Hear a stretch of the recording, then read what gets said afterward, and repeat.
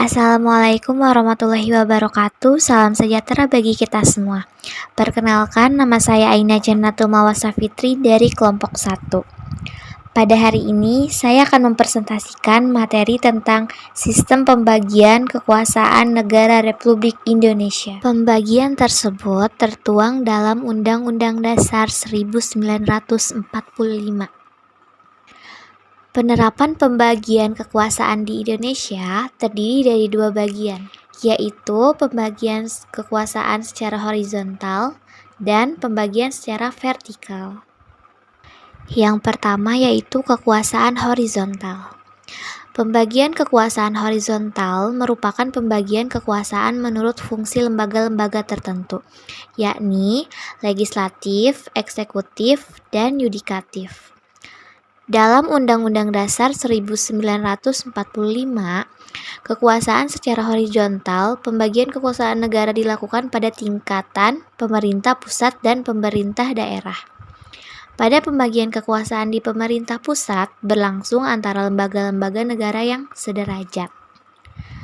Namun, adanya perubahan Undang-Undang Dasar 1945 terjadi pergeseran pembagian kekuasaan di pemerintah pusat, di mana pergeserannya adalah pergeseran klasifikasi kekuasaan negara yang umumnya terdiri atas 3 jenis menjadi 6 kekuasaan negara.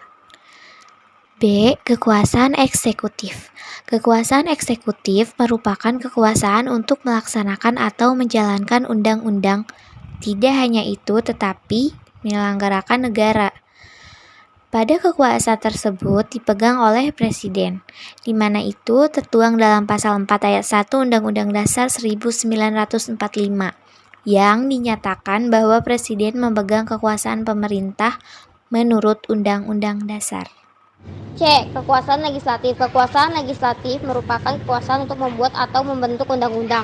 Pada Pasal 20 Ayat 1 UUD 1945 yang menyatakan bahwa Dewan Perwakilan Rakyat atau DPR memegang kekuasaan membentuk undang-undang. Dikutip situs Dewan Perwakilan Rakyat atau DPR tidak hanya menyusun dan membuat undang-undang, tapi juga menyerap, menghimpun, menampung, dan menindaklanjuti aspirasi rakyat. Kekuasaan yudikatif. Kekuasaan yudikatif merupakan kekuasaan untuk mempertahankan undang-undang. Pada kekuasaan tersebut juga untuk mengadili setiap pelanggaran terhadap undang-undang. Pada kekuasaan tersebut sering juga menyelesaikan kasus-kasus administrasi. Pada kekuasaan tersebut dipegang oleh Mahkamah Agung atau MA dan Mahkamah Konstitusi atau MK. Kekuasaan tersebut tertuang dalam Pasal 24 Ayat 2 UUD 1945 yang menyatakan bahwa kekuasaan kehakiman dilakukan oleh sebuah Mahkamah Agung dan badan peradilan yang berada di bawahnya dalam lingkungan peradilan umum, lingkungan peradilan agama, lingkungan peradilan militer, lingkungan peradilan tata usaha negara, dan oleh sebuah Mahkamah Konstitusi. Kekuasaan eksaminatif. Kekuasaan eksaminatif merupakan kekuasaan yang berhubungan dengan penyelenggaraan pemeriksaan atas pengelolaan dan tanggung jawab tentang keuangan. Pada kekuasaan tersebut dijalankan oleh Badan Pemeriksa Keuangan atau BPK.